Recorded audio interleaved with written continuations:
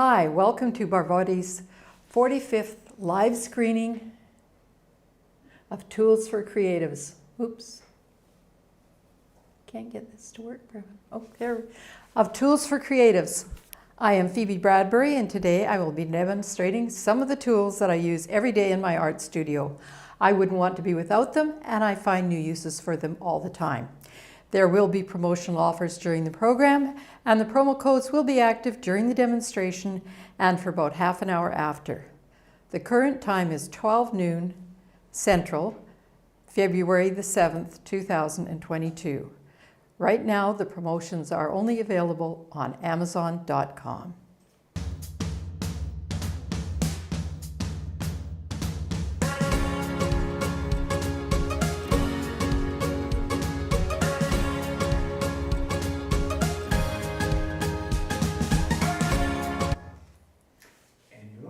Okay, I'm going to start by showing you some of the work that we've done during the show. This is just a quick thing. Unfortunately, I don't think I filmed it as I was doing it, maybe just a part of it. And it's just done with our tools. And we haven't shown you any of them yet, really. So these are some of them. These are mottlers. They're silicone mottlers with it looks like I got a bunch of the same size here. But anyway, that's what I've used here, and it probably took me less than 30 seconds to do this. I had all the stuff right here and ready to go.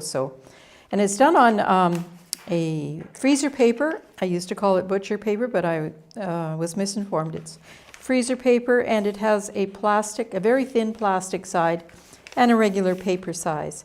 And I use that because I can paint very quickly with it, and it's for practicing, not necessarily, it's certainly not for work that I would sell, but once you start doing this, you'll find that you are going to get good pretty fast if you're interested in the art part of using these, and they also are great tools for other things as well. But if you're interested in art, you'll get pretty good pretty fast, and you'll probably want to change to an archival paper. Okay, so I'm going to move that out of the way. Oops. And this is another one we've done. It's quite different. It looks like it's more studied. Let me see that. Let me get it in the middle there. And this one is on a piece. This is actually on a canvas surface, and it's a black background. And it's taking one of our tools and using it and turning it into a different type of tool. Let's see. Oh, I'm sure you can see that. Yeah, I can see that now. It's great having the monitor. And this is done with acrylic paint and that tool. And there's a big story about how we got so good with using that tool. This is the one you saw coming in, and the name of this is Blue Bridge. It's done on an archival paper, a Yupo paper. And that sort of gives you an idea of what you can do just playing around for, I think this took about 2 minutes, if that. And they're just fun. And if you start to do this and start playing around with them, then you will want to put them on better archival paper.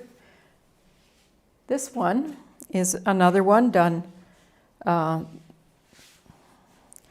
Well, let's say I don't start with these with knowing what they're going to end up. This is how it ended up. And the name of this one is Flamingo Land, because we do live in Flamingo Land. And I was just playing with a red paint mixed with a bit of gold paint. So it's got a very pretty lustrous metallic sheen. And when I got it done, I thought it looks just like flamingos. And so the name of it is Flamingo Land. We live in the northern part of the Yucatan Peninsula in Mexico, and we actually have flamingos flying by our house occasionally, usually at a distance. The only reason we can tell they're flamingos is that they're this long, very long bird, and it's got a pink center at that distance, and they're flying from one marshland to another. We also see them in the mangroves as we're going, into town and things like that, because we do live out in the country on the beach. And there's mangroves large mangrove swamps to get into the further inland, and so there's often flamingos there. So we live in the land of flamingos. This one is one that we are going to demonstrate later. It is done with a 2-inch mottler, very quickly on butcher paper. And I liked it so much, I'm actually surprising myself with the kind of work I can do with these. So I end up doing them on butcher paper, and then I think, oh, I really like that. But I liked it so much that I have digitized it now so that I can have a digital picture of it. And that's what often happens, because there's much less stress when you're working with inexpensive things, and you can just let yourself go and play, and that's often when the most fun happens. So that is, what do we call this one? Green 2-inch or 2-inch paper. This is one that we will show during the show, and it'll be sped up. And this is one that will be also shown towards the end of the show. These are both done on Yupo paper, and this one's called Purple Domain, and this here one is called Orange Regrets. Okay. Now what do I do? I'm going to show the video of green on butcher. Oh, yeah. I thought I showed it later. We're going to show you the video of the green on the butcher paper, how it was done. And it's with a 2-inch mottler. That's this size. And you can see right there that it's exactly that size.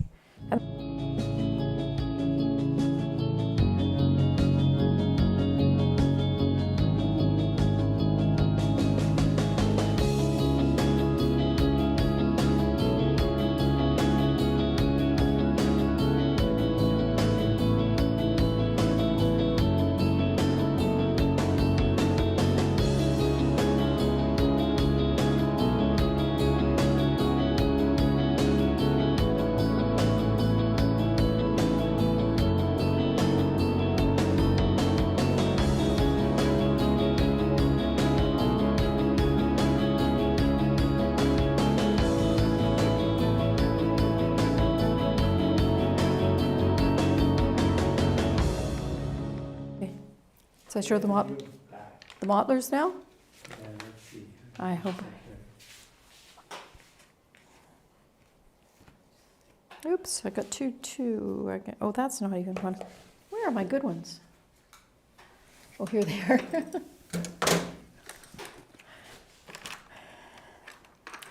So, at first I was working with the same ones as I was demonstrating with, and they stayed pretty clean for a few weeks, but eventually I decided I'd have to keep a separate set so that I wouldn't have to clean them so carefully between showing these. So these are the mottlers that we're showing today. We actually have other products, but with Amazon Live, the rules are that you can only show products that you have in stock right now, and ours are actually at the Amazon warehouse, but they've not been entered into the stock. So we can't sell them today, so we're only going to talk about these ones.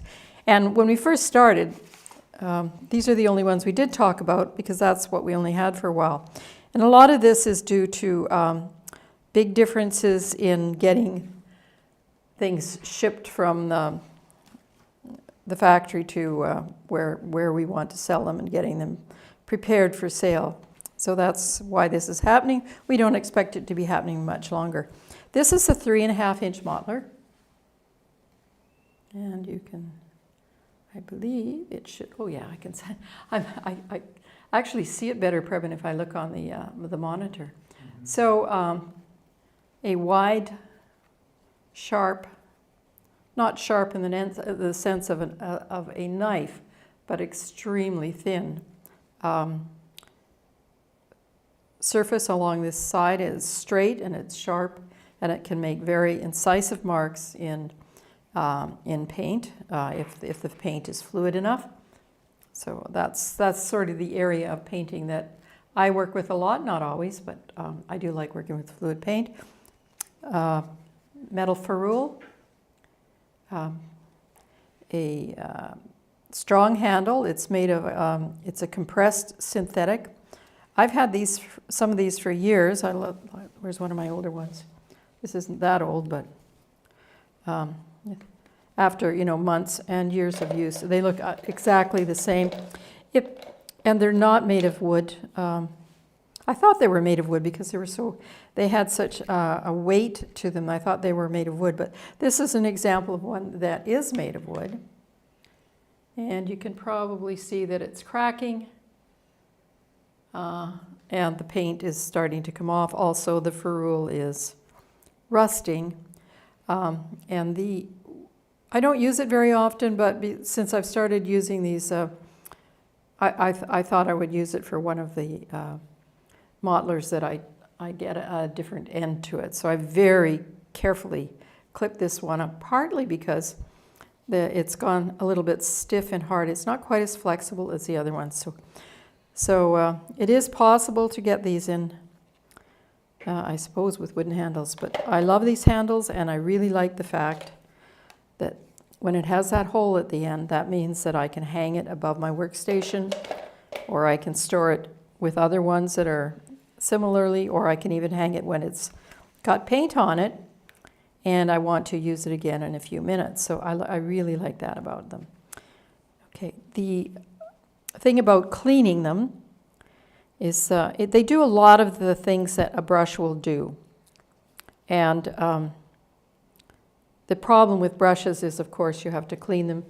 It's probably less of a problem with oil paints, but with acrylic paints, you don't want to leave paint on a brush at all. And I only work with acrylic paints, so they're a big help to me. For all kinds of things, for spreading lots of paint quickly, for making quick decisions, which I don't have time to stop and wash a brush. So if I got paint on this, I just take it is a clean cloth. It has been washed, but as you can see, I've reused it many times. And I just rinse them out. So there's no paint on this one. And I just wipe the paint off when it gets full. I set it aside, and then I have a system of cleaning them that doesn't require a lot of water or a bunch of paper. So and also that relieves me, having a damp cloth relieves me of having a that should come off there. A bucket of water on the table. The other thing you should know about it, they're great for working with oils and for cold wax processes, but they should not be left in solvents. Solvents will dissolve the silicone over time. The edges will soften, so they won't be as useful as they were. If you use them for solvents, just remember to always rinse them in clean water. Well, water without solvents. I don't think you even really need to use soap, but just rinse them with water. I think you could use a cloth like this, but probably it's a good idea if you're using solvents to dip them in the water and then wipe the excess paint off. Okay, so that's... Oh, the other thing is, I always like to show people this. And we're going to piece of paper here. I'm always looking for a piece of paper so you can. So what I'm looking at here is this is the 1 inch, and this is the 1 inch, sorry, and this is the 3 inch. And if you look at the side of them, sideways like this, you'll see that the silicone blades are exactly the same. They're the same size, they're the same quality at the base, they come to a similar point. In other words, there has been no skimping on the smaller tools. They're just as robust as the large ones. They're made the same. The handle, of course, is the right size for the mottler. But other than that, the quality is exactly the same. And often you find when manufacturers make smaller products, the material is not quite as good. So there we go. And now, just to show you, do I do Sandy Welsh now? Yep, I thought so. So with this, I put those in the wrong space. This one here and the little 1 inch, I'm going to, I'm introducing you to Sandy Welsh, and she's going to show you, she's going to be painting a painting. She's an online Instagram artist, and I like watching her very much. And she is putting in an ocean with the 1 inch one. Yeah, when the video starts, and she also shows you the 3 inch and how she uses it just in that painting. So here's Sandy Welsh, and thank you, Sandy Welsh. Let's see. I'm going to go back to my little rubber spatula here.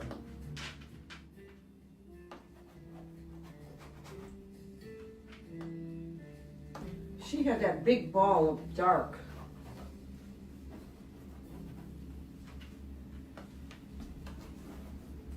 And then we'll go over it again with a lighter blue, but this will be underneath. So,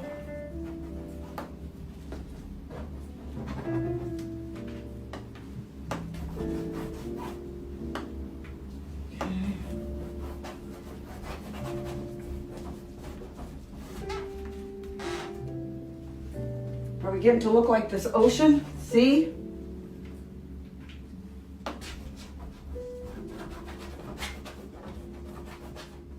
This is really cool. Where do you get them? Oh, I ordered them from Amazon. They look like, where's my big one? I think they're called shapers. I've got 2 of them. I got the bigger one. They're not expensive either. I got this one. I think if you just put in paint shapers, this will come up. They're nice, and you can use the tips if you want to sort of scratch out. Yeah. They had a couple different sizes, but I like them. It's the first time I've started using them.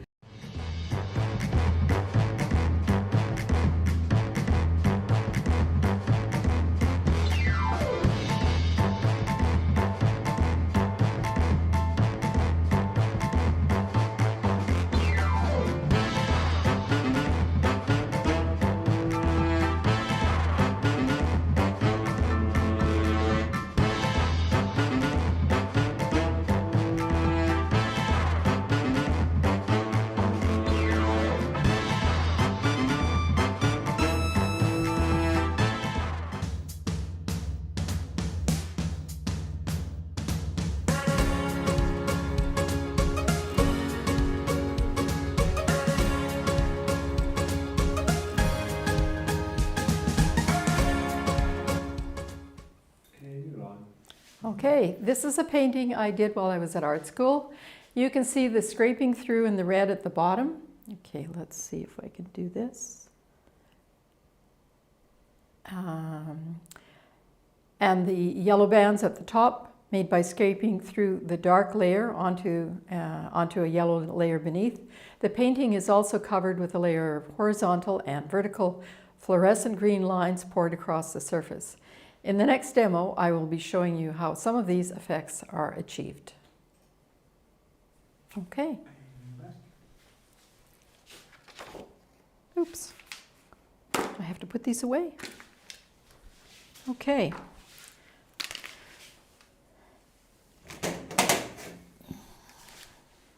Use these ones. So I'm going to demonstrate the marks that can be made with these. Oops, I don't want to use ones twice. I think I have them all here.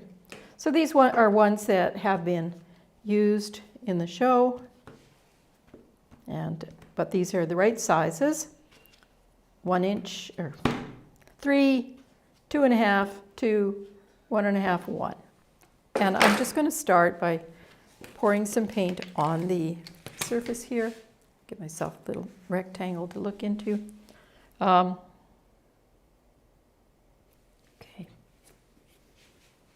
Going to do red. Okay. Oops, I always forget this red. I haven't added enough water to it. So I'm going to add this rather sloppy orange to it. Okay. So every time I do this, I do it with different colors of paints. I try to get through all of the different sizes. So this is just showing you how you can spread paint with this. And the things you would use this for would be if you were covering a canvas to get ready to paint on it, to put gesso on if you wanted to smash the gesso in and get rid of the you know, the texture of the paint. You could probably do that. You could put a few layers on if you wanted to do with this. So that would be the layering of it on. And now I'm going to show you, first of all, I'm going to show you, that's how I clean them. I just wanted to clean the blade a bit because I want to show you how cleanly it'll take the stuff off. And you'll notice that underneath, the marks left that were put on by the yellow are still there. So this is a technique you can use if you want to put different things underneath and then scrape through. So notice there's no lines there. So you're scraping, if you were cleaning your palette, you'd be scraping right down. And if you're cleaning your palette, you probably wouldn't be wiping it off between each time with your cloth. But that gives you an idea of how clean you can get things. And I can demonstrate, this is a clean cloth too. But you can, the modeler has done most of the work. Okay, so I'm just going to, so rather than waste that paint, I'm just going to put it back on and we're going to keep going. And we'll show you some marks. Oops, there's a piece of cloth from one of my things. Okay. So all of these modelers, I think I have to trim my cloths. All of these modelers can do expressive marks of many, many different kinds. And you saw those in some of the videos. So here's an example of, you know, expressive mark done with the corner of the 3-inch. And these are other expressive marks. This is one of my favorite ones. I call it the flag. I think it's just because I can make a nice rectangle and then I can put a stick on the end of it. And the interesting thing about it, of course, is that you can layer, if you're doing it on something slick like this, you can layer things and then you can erase some of that. And that's why I like the Yupo paper, which we'll talk about later. So let's just do some more.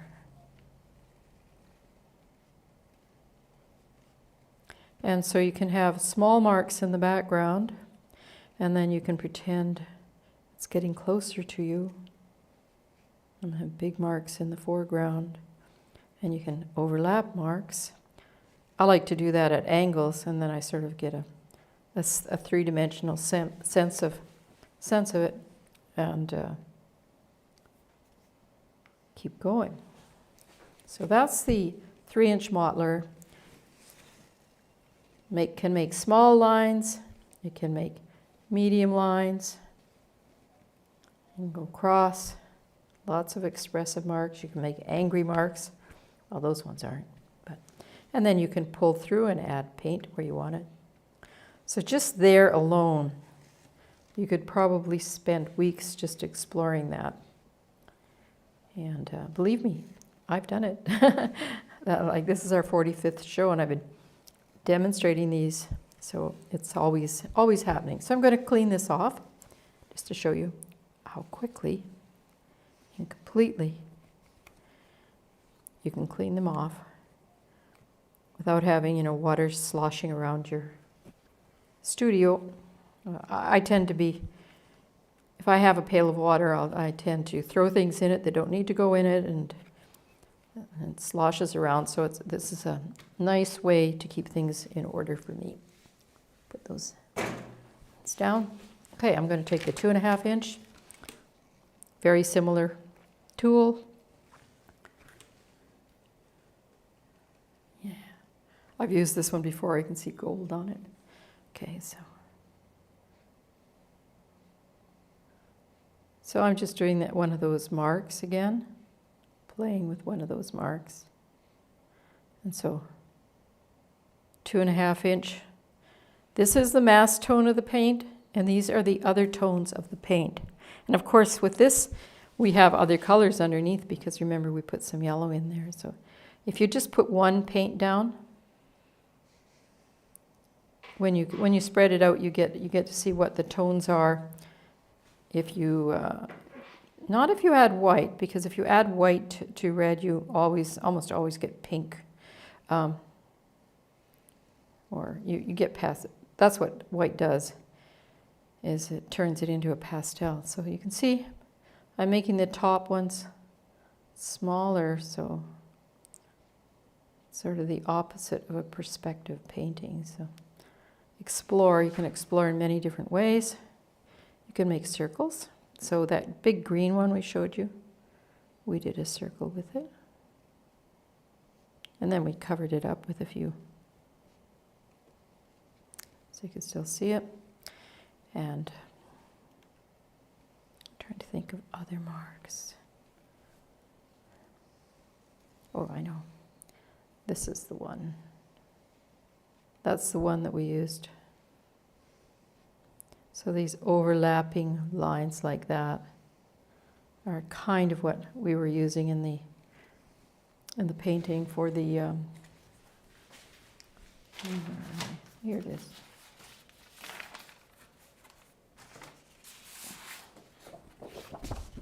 Oops, grabbed the wrong one.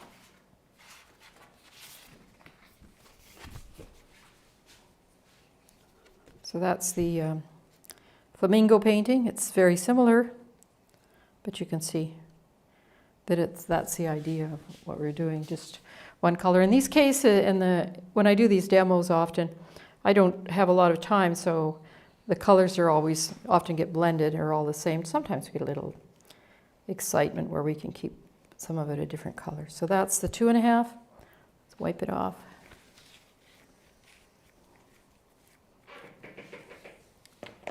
And the 2 inch, same thing.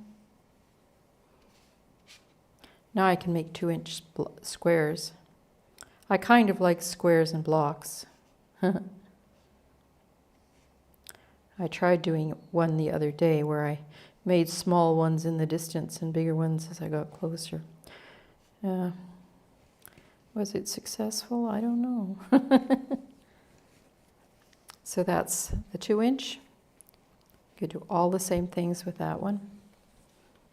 You can see how much fun it is to play on the plastic paper here. Plastic freezer paper. And really, if I just left this, it would dry just like this. And the only thing it would be is that it's just on freezer paper. So then you have to decide what to do with it. I will also do an example later. I'm kind of hoping to do a poured painting today, and I haven't done one before. It'll be very interesting because I haven't done one for a long time. That's the 1.5 inch. So you can see you can even determine how big the circles are by where you put the axis of the spin. So all the different kinds of marks. I just thought maybe I could make one of those musical marks. I don't know. And you can just play and play and play, and then with something like this, you don't like a part, you can just erase it and do something else in there. 2 inch or 1.5, and the one that we use the most is the 1 inch. That's the one people usually start out with. And I'm going to do just a quick basket here just to show you how repetitive marks can become quite interesting. And I've got a bit of a mess here, so I'm going to go like this. I'm not going to make the full width. I'm going to go, let's see if I can do this. So I've got it at an angle, so it's about, instead of 1 inch wide, it's 1/2 inch wide, approximately. And part of the reason I can do this what I think is very straight and pretty even for you, Phoebe, is because I've been doing it for 45 days or 45 classes now. So normally I would be much more tentative. And I also know no big deal if it doesn't turn out. This is not a problem. So what I'm going to do is just go in and out, in and out. One of these days I'll come up with a more complicated weaving pattern, but right now I just do this. And I'm just going to use the full blade. So over, under, so over, under. And if you were doing this like you wanted to do it perfectly, you could set it up. It would take a little more practice, because even though I have practiced, I haven't ever bothered to do it perfectly. I'm more like into impressions of what things should be rather than I'm happy with impressions. If I can get an impression, I'm very happy with that. So this is an impression of a basket, I guess. Oops, let's take a bit of that out of there. So I've got a lot of paint on here, so probably a bit more than you might want. So let's do this one over, under. So now it's starting to look like the side of a basket.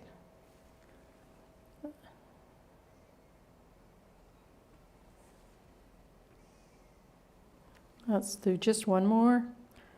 Under, over. What am I doing? Okay. So that's our basket. And I don't need to tidy it up. I'll just leave it like that. Okay. And I finished all that. And all my tools are clean and ready to go again. What do we do now?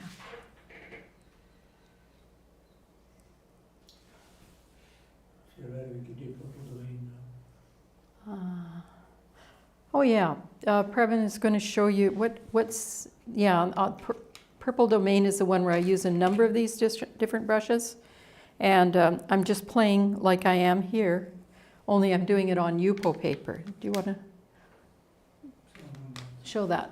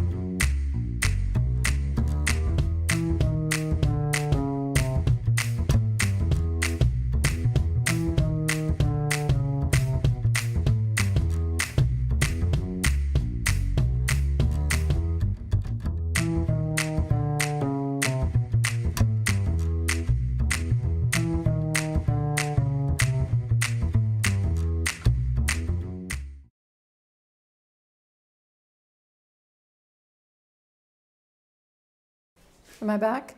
Yeah. Hello, I'm back. And I'm going to do a surprise thing today. I'm not sure whether we will continue doing it, but I want to show you sort of the basics of how to do a poured painting. And I'm just going to show you a little poured painting I did a couple of years ago. I got to go into size. Okay, so I'm going to go right in here so you can see. This is a little 8-by-inch painting on a board that I did a couple of years ago, and it's got all kinds of interesting things on it that I think are quite artistic. There's the pour, and then there's what you do to the pour after. So I've set it up. I actually set it up for the last class on Friday to do a very quick version of it, just to see. Oh, that looks pretty. Oh, that's not too bad. I'm looking through the little. Okay, so these lines and things like that are caused by me using other tools that we have, which we do have. Will be coming in soon. And so when I'm doing the pour, there's a little puddle of red here, for example, and I'll just draw up there with something like this, just very lightly, and it pulls the paint and everything up, and so all of a sudden it becomes a whole different structure. It looks quite different when you do that. So let's see if we can find anything else on there. Well, you can see a lot of areas where I've pulled through from one color to another. So all of that pulling, like you spend about an hour getting ready to set up to do the pour, which is something I did on Friday for the other one, so that's kind of why I want to use up the paint. I thought I might as well do it while somebody's watching. And you set up an hour or so to set up the pour, then you get your board set up, so I will start to do that right now. Very quickly. First I'll put a plate to catch the pour on. I'm going to take this out so you can see it. Oops. I got a big plastic plate there. Then I have these paints that I had mixed up on Friday, and we wouldn't be doing this except that the paints did not dry out, and I think it's because we live where there's a lot of moisture in the air. If I'd done this in Canada, they'd all be dry. But these are all wet and ready to go. And all of my pouring and painting I did in my Yucatan studio, which I'm just getting back to now, slowly. I had another studio at another location. And this is the board I'm going to pour on. And this board I made. It's nice, solid wood. And pours work better if they're on something flat and solid. It can be very tight canvas. It can be a lot of different things. But I went to the lumber store and got them to cut me 8 by 8 inches. And they had another board that was just this size, which was perfect. And I have my own chop saw. So I cut all these little things here. And I have a stapler. It's what kind of it is? What? Air gun. An air gun stapler. Yeah. So I made these myself, and then I've put my own gesso on it. And normally I have a sort of a circle table, but I have to lift it up because the paint just drips all over the side. So this could be messy. This probably will be messy. And poured paintings may be something that you are interested or not interested. I'd love to hear from you if you are interested, because I can do these. They're quite easy to do. And if you're new to art and colors and paintings and stuff like that, the thing about poured paintings is there's not a lot of, if things go wrong, it's probably because you haven't, I don't know. You can make a beautiful piece without knowing a lot about art. And then you can learn about art by, playing with the pieces. So what I'm going to be doing is what's called a cup pour. And there, you can see signs that it is a little bit dry. See that dry paint there? I'm going to take that off of there. And because I don't want lumps in my pour. But for me, I haven't done lots of them. I'm not like these experts, and you can find oodles of them on wherever you want to go. I'm going to just set this aside to show you how I mix these. So I take the white one. So I usually have more white, and then I just pour the different colors down the middle and let it sit there. And once I've got my studio set up, I will choose certain of the colors to have a little bit of oil in them, so they'll make bubbles and things like that. Now, it's been so long since I've done this. This is just sort of my beginner's back to it, see what happens. Let's hope it's not a failure. So I'm really sticking my neck out here because I'm doing a pour out of memory that I haven't done for about 1.5 years. But I just think they're kind of a fun and interesting way to get into it. And I've also developed systems that make it a bit easier, like using syringes to put my paint in. And so I put a couple of dark colors in. You don't mix the colors, by the way. You just pour them in there. That's part of the pour is pouring the paint into the cup and not doing too much with it. Now, sometimes it depends on how thick you're painting. I think this is pretty liquidy, and I think I'm going to make a terrible mess. But I'm just going to look at it. Let's see. Can I show it to you really close? Yeah. See. So they're just sitting in there in that white paint. So the way you do a flipped cup pour is you put your, oh, by the way, the reason these are 8 inches is because then I can put them on my scanner. And I get beautiful, huge, very precise pictures from them. Okay, here we go. I turned it over. Okay, just because I've done that doesn't mean I have to lift the cup right away. Oh, I better lift it pretty soon. It looks like it's going to be pretty dark because there's a lot of dark colors coming out. And I don't have my gloves on. Ooh.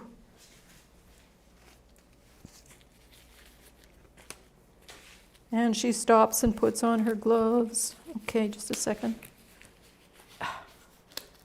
Goodness. Oh, the colors are leaking out. So, normally I wear gloves. I forgot about that when I do this. Oh. There we go. It doesn't really matter. It does wash off. It is acrylic. So what I can do now is just lift the cup and see what happens. And I can, to a certain extent, direct it. So I kind of think there's a lot of white junk in the middle. So right now, what I might do is just pull this over.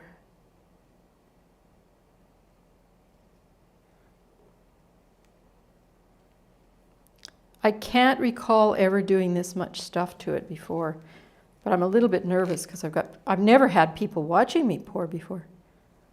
So let's just see.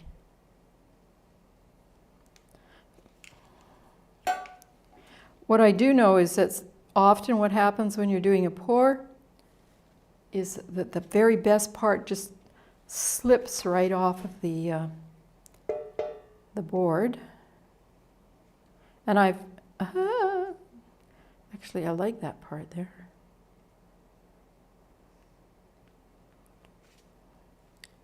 Maybe we'll just see.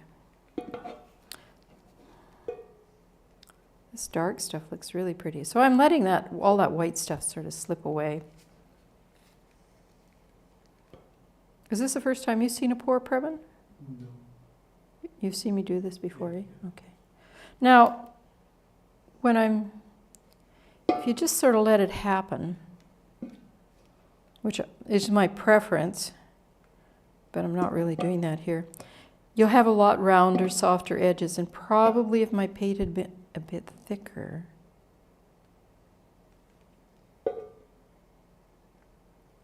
Okay. Oops. What am I going to do now? I'm just going to let it go.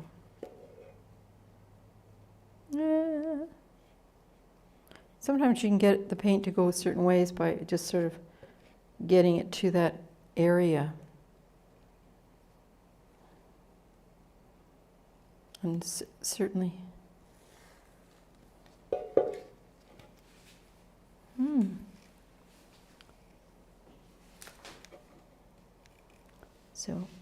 So I'm picking up the paint from the bottom that's gone careening off the side, and I can turn it around because well, that's a good idea. Actually, the plate's a good idea. It's better than having a, what do you call it, a lazy Susan, because I can just throw the paint out later, but I always have to clean the lazy Susan. So I've already learned something from doing this today. And I've got a stack of these plates. So if you're interested in this, if you enjoyed watching this and how easy it was to do, if you're interested in colors and how they blend, because you decide what colors you're going to put in there. And so this is basically what it looks like when I start painting into it.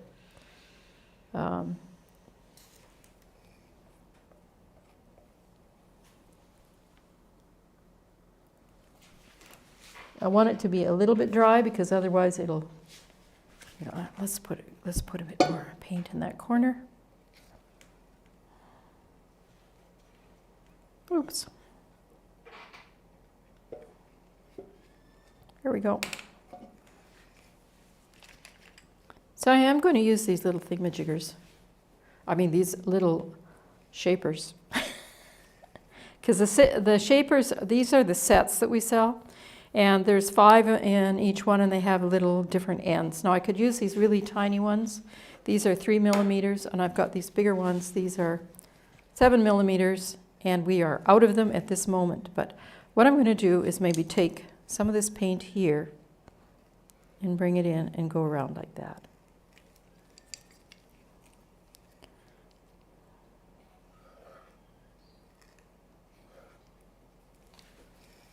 So already you can see that this is a different painting because it looks like some forces have been applied to it. So I'll just do that. Not that I'm crazy about what I've done. It's just, I'm just demonstrating what you can do.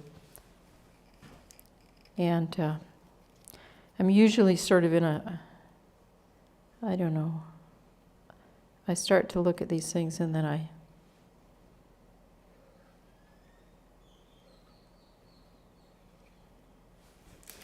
So it's starting to look pretty complicated. That's good. And let's look at it a little closer. Zoom. Oops. The rubber glove on my finger doesn't help me zoom that well. How's that going? Is that better? So I can even zoom in. So you can see there's a lot of little things going on. And the fun about these types of this kind of art is that the art you produce is extremely high resolution. Oh, you'll never paint a painting this high resolution because what makes the lines here is actually molecules of different weights of paint. Look at, I've spilled my paint all over the place here.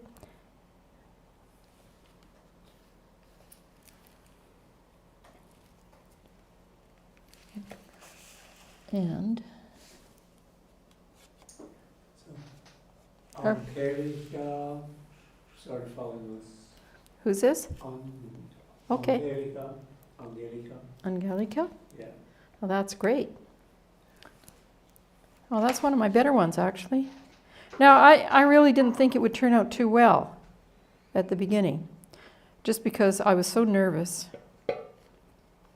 Do I seem nervous? I'm so nervous. Oops. I think I'll just pause.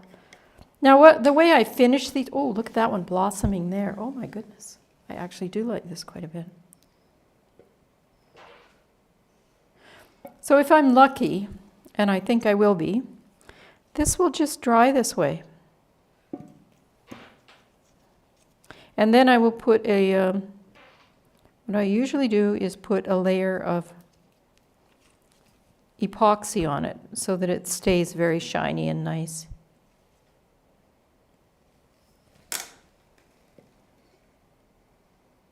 Oops. Okay, that's enough. I'm going to leave it because I'd like some of the lines to stay. So this is very similar. You can see this is the one I did before a couple of years ago, and this has a glossy. You can see the reflection of my light there in it. And so any feedback with regards to the poured paintings? I don't, a lot of people get into art by starting with poured paintings, but I'm sort of the actual opposite. I went to art school and did a lot of big paintings and stuff like that, and then I happened to discover them, somebody doing them online one day, and I thought, oh my goodness, I've got to try that. And I did try it with very inexpensive paints, but when I started trying with my really good professional paints, the modern paints, the ones with transparent colors, and the modern quinacridones and androthrone blues, I noticed a huge difference in the quality of the work. And so I enjoy doing this stuff. Now you can see here, when I put those lines in, it was a little bit too soon because they're kind of wiggling. If I'd waited a little longer and put them in just a little bit longer, it would have been drier. So they may wiggle out of proportion. They may not, I don't know. I could still play into it, but if you've watched my show a few times, you'll realize that for me, I'd rather stop partway through a piece than to continue on and ruin it. So I'm going to stop. And that's basically it. Now, what was I, the other, this isn't on Yupo paper, so I didn't do a Yupo paper, but we did a demo of a Yupo paper with the purple one was a Yupo paper. Do you want to talk about your big roll-up painting? Oh yeah, okay. I want to show you this one. Have you got it on? Yeah, it's on. Oops, here I am. Oh, I can see myself. Okay, I don't need to see myself. Hi, okay. What I want to show you here is that this is an 8-inch painting that I have made. I think it's 3 by 3 feet. And I'm not sure, can you go in closer on it, Previn, and get a tighter fit on it? Or can you, no matter how close you get, you still have, there's still a very high resolution, because I copied this at It's a little unsharp. okay. Yeah, it might be sharp on the, but in real life, it's sharp. So I had this printed for me in Mexico City. I had a whole bunch of them printed in Mexico City, and I had a show with a group, traveling to people's studio show in Merida about 3 years ago, and this was one of the ones I showed. So I had about 8 of these made up to this size. Some are a little bit bigger, but even when you go up and look at it here, I can see like little tiny things. And I know, and I was told by somebody who knows this stuff, and I was reading about it too, is if you do a poured painting, you can make it very, very high resolution. So this could be copied to be like 4 or 5 meters high, and it wouldn't really lose the detail in it. So it could be used as a, for if somebody wanted a really, really big picture of this, they could use this. So that's one of the reasons why I really like poured paintings, is because you get extremely high resolution, you get weird landscapes that you would never even be able to dream of, and Which camera are you going to I don't know where I'm in the middle. Okay, I'm over here, weird landscapes, okay. Anyway, I think we're going to end there today. I don't think I have time to. We got to do Julie or... Oh, we've done Julie, haven't we? Yeah. Oh, okay. So we are going to... Can we go back to the big camera? yeah. Okay. So the next video is Julie Pritchard telling you about her favorite tools right now. She is an online artist on Instagram. Thank you, Julie. All of these products are paid for by me. I am not receiving any paid sponsorship for any of these mentions. Next up, from Barvotti.com are these rubber scraping brushes. I really like these to add texture and to smooth paint on my surface. They come in a variety of sizes. These two are my most favorite tools right now.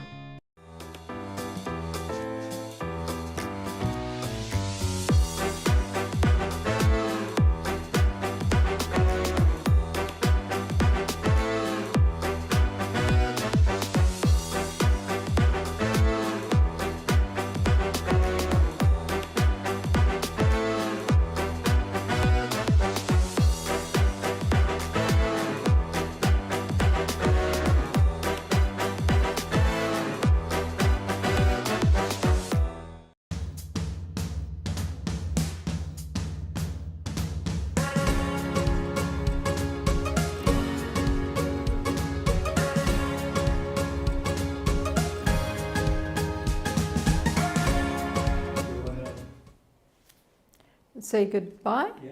Yeah. Okay. So thank you for joining us today, and I really enjoyed the experiment. I was kind of worried it wouldn't show, it wouldn't work. I'd love to hear your feedback on it. I'm pleased with the painting, but not everybody's interested in poured paintings. So let me know what you think about it. You can find us here every Monday, Wednesday, and Friday at noon Central to do a demonstration and answer your questions. I'm looking forward to seeing you on Wednesday. Let's see. I'm going to go back to my little rubber spatula here.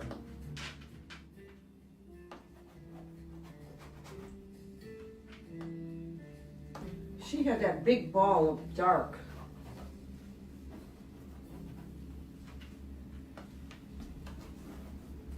And then we'll go over it again with a lighter blue, but this will be underneath. So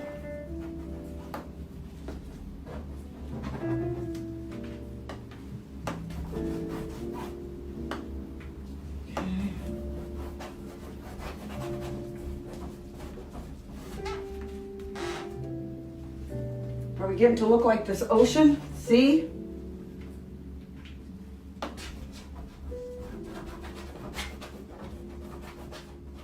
This is really cool. Where do you get them? Oh, I ordered them from Amazon.